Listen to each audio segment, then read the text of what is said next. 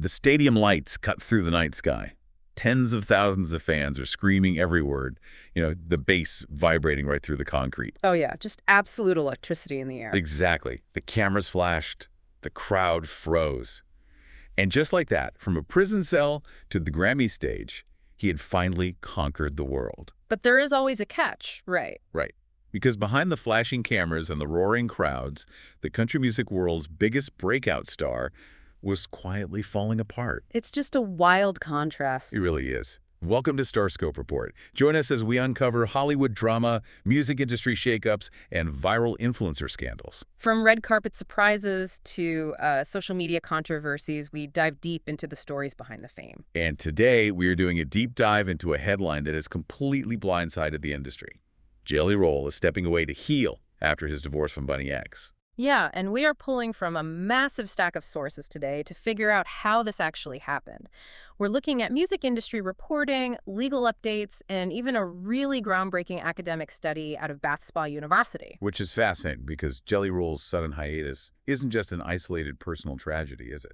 No, not at all. When you cross-reference his announcement with the data, it becomes pretty clear that his retreat is actually tipping point of a massive hidden mental health crisis that is just absolutely sweeping the entire music industry in 2026. Okay, well, let's unpack this, because to really grasp the gravity of this headline, that Jelly Roll is taking a 1 to 2 year hiatus to heal following a confidential divorce settlement, you have to look back at the incredibly unconventional rise of this guy. Yeah, I mean, we aren't talking about someone who was groomed in a Mickey Mouse club. Right, exactly.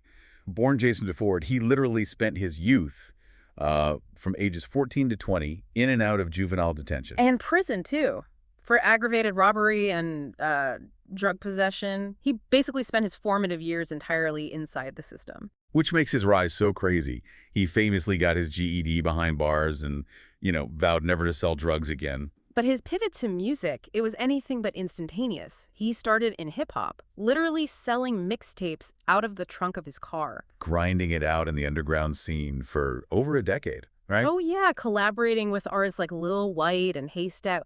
It was this slow, grueling climb built on just raw hustle. And then comes that massive pivot to country music in 2021 with his album Ballads of the Broken. Which is when he just explodes into mainstream success. Exactly. Hits like Son of a Sinner and Need a Favor put him on the map. But what I love is that he didn't forget where he came from.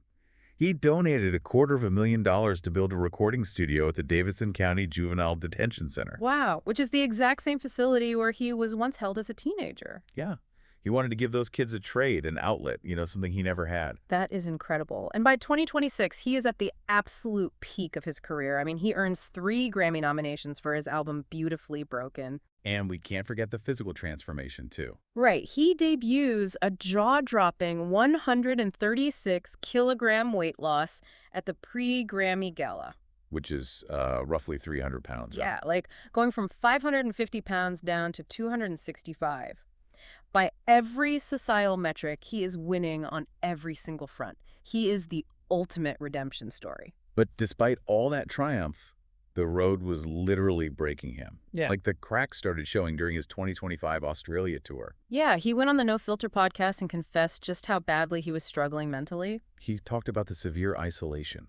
I mean, imagine playing to 50,000 screaming people, and an hour later, you were just sitting alone in a sterile hotel room. Thousands of miles away from your support network. Exactly. He was dealing with intense anxiety, missing his family, and he even talked about physical ailments. Like, he said his stomach issues were so bad they were clouding his mind, making it impossible to think clearly. Which makes perfect medical sense, actually. The physical and the psychological are deeply intertwined. Wait, really? So his anxiety was physically making him sick? Oh, absolutely. The gut-brain axis is highly responsive to chronic stress. Living in a constant state of adrenaline depletion on a major tour, it physically breaks down your immune and digestive systems. Oh, wow. So it's a full-body breakdown. Yeah.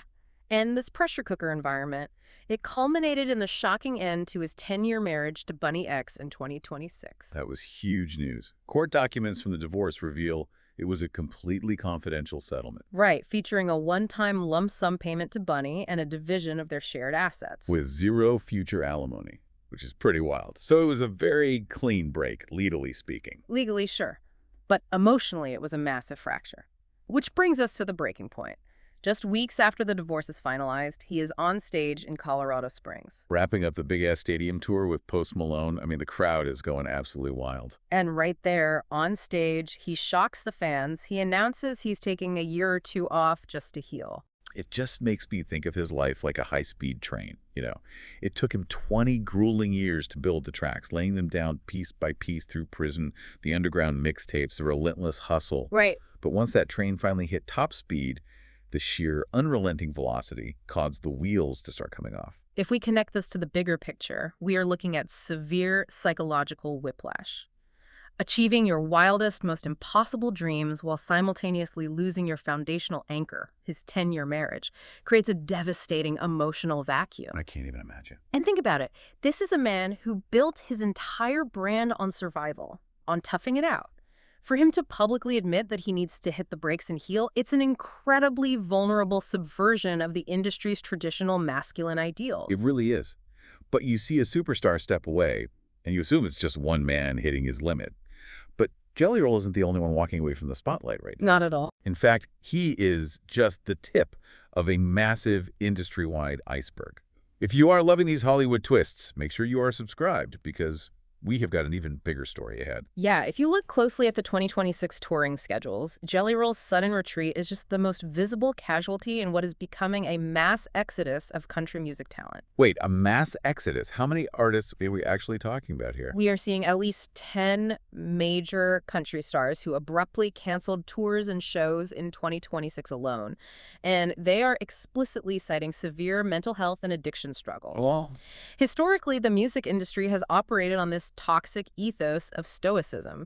You don't complain, you drink a beer, and you get on stage. right. Now we are witnessing a huge cultural shift where talent is prioritizing survival over ticket sales. Okay, so pulling data from Taste of Country, we do have to look at the broader landscape. Because yes, some of the tour cancellations right now are tied to pure economics. Right, that phenomenon the industry is calling blue dot fever.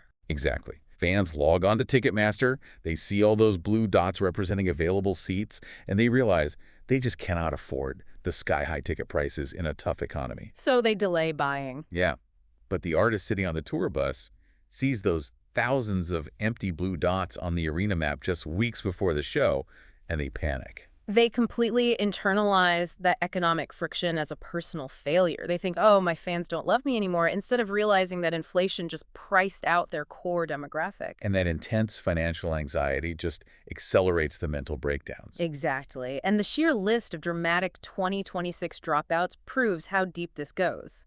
Justin Moore canceled multiple dates to secretly complete a month-long rehab stint for alcohol addiction. And Coulter Wall announced an indefinite hiatus. And he didn't even sugarcoat it. He posted on social media, "The truth is that I am mentally unwell." Think about the stigma in country music of saying those exact words out loud. It takes guts. Then you have Randall King stepping back to seek professional help and refocus on his faith and family. And it's not just the new guys either. Chase Rice announced he wouldn't tour in 2026 at all. Because after 13 years on the road, he was simply exhausted. 13 years of waking up in a different parking lot every single day. The sensory overload of a massive show followed by dead silence takes an incredible physiological toll. And it affects everyone, right? Like Megan Patrick had to step back due to pregnancy complications, highlighting the immense pressure female artists face to just push through physical trauma. Yeah, the physical expectations are insane. And then you have Bailey Zimmerman, who canceled an entire 10-date international leg for Family Matters. Which followed closely on the heels of those felony charges for allegedly causing $16,000 worth of property damage to a hotel room in New Mexico. I know the charges were dropped later, but still. The Bailey Zimmerman situation is messy, definitely. But acting out, substance abuse, physical exhaustion, they really do feel like symptoms of the same underlying disease. I agree, but I do have to push back here just to play devil's advocate for a second. Is this really a mental health awakening? What do you mean? Well, are we just seeing the effects of a bad economy? And artists and their publicists are using mental health as a convenient, sympathetic PR excuse for low ticket sales. Because it's a lot easier to say, I need to heal, than to admit nobody bought tickets to my show. Industry cynics raise that point often, actually. But the data from the Bath-Spa University academic study completely dismantles that narrative. Okay, how so? The researchers utilize a framework called the Job Demand Control Model, or JDC. This model is crucial for understanding occupational stress. The core mechanism of JDC states that psychological strain explodes when workers face immensely high demands, combined with incredibly low control over their daily lives. Okay, well, when you say high demands, that makes total sense. I mean, we all see the grueling travel, the late nights, the intense public scrutiny. Right, the demands are obvious. But low control is what surprises me. Yeah. Because from the outside, we just assume a rock star is the most liberated person on Earth. Are you saying they're basically trapped in corporate straitjackets once they hit a certain level? The illusion of freedom makes the reality even more crushing.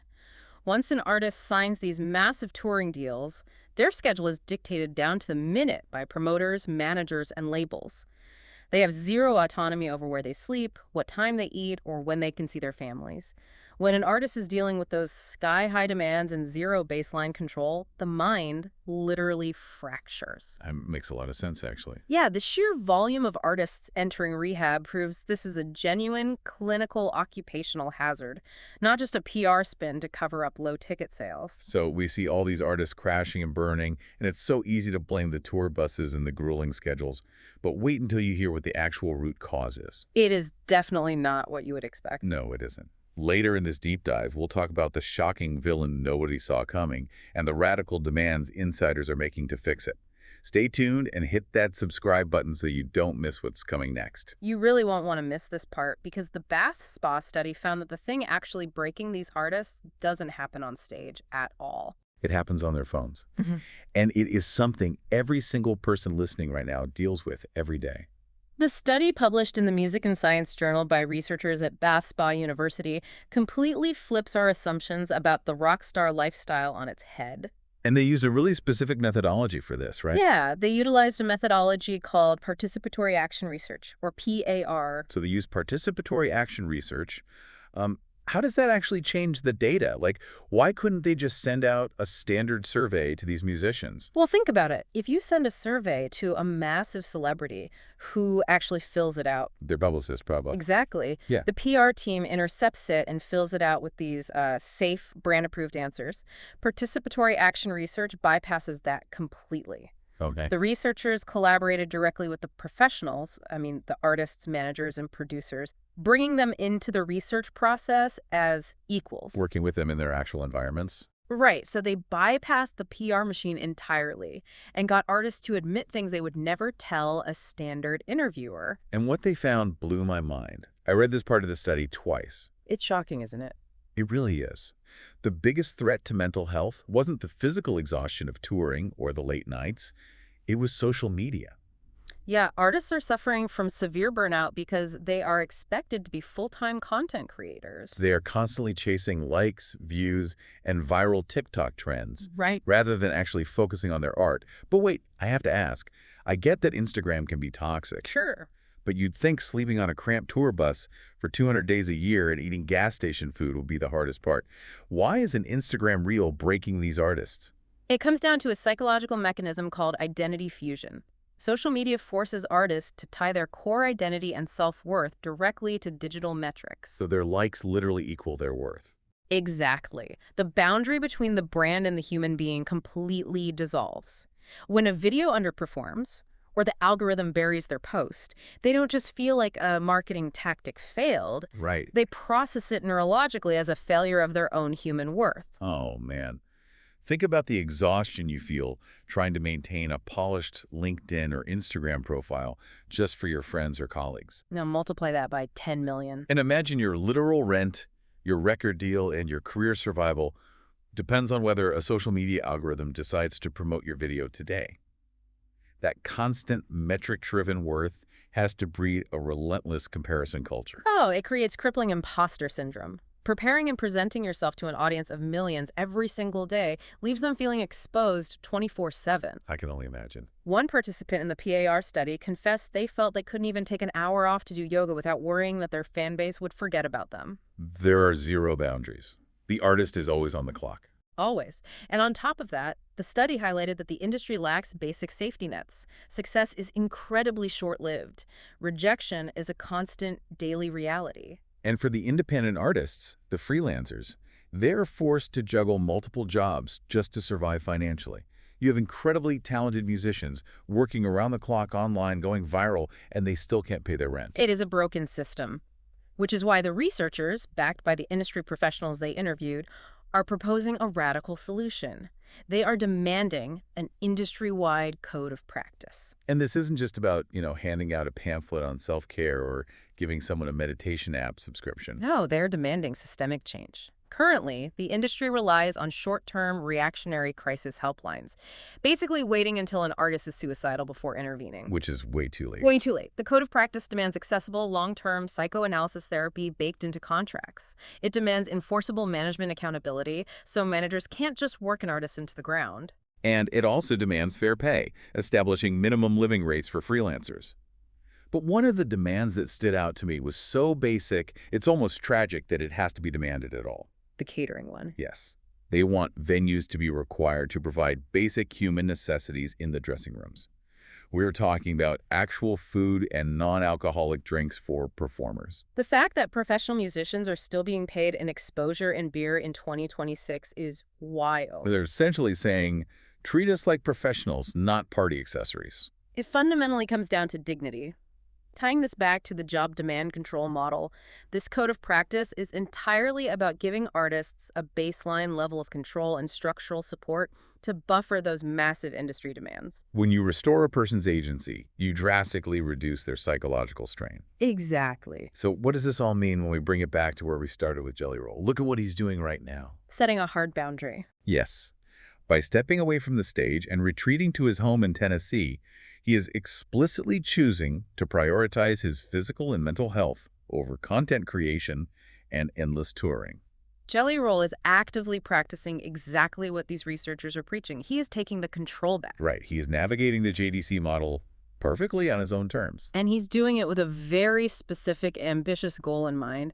He hasn't given up on his music. Not at all. He stated clearly that he wants to be the first act to open the brand new Nissan Stadium in Nashville for the Tennessee Titans in the spring of 2027. He is hitting pause on the runaway train so that he can actually survive to see that dream become a reality. He's choosing longevity over a fleeting viral moment. Which leaves us with a critical thought to consider as consumers of this culture. Yeah. If our modern definition of success in the music industry literally destroys the people who achieve it, are we as fans complicit? That is a heavy question. When we demand constant backstage access, daily vlogs, and endless social media content, are we loving our favorite artists, or are we just consuming them until there's nothing left? Will 2026 be remembered as the year the music industry finally broke, or the year it finally started to heal? You've been listening to StarScope Report, where we uncover the stories shaping Hollywood, music, and pop culture. Thanks for tuning in, and don't forget to subscribe for more stories that keep the stars shining.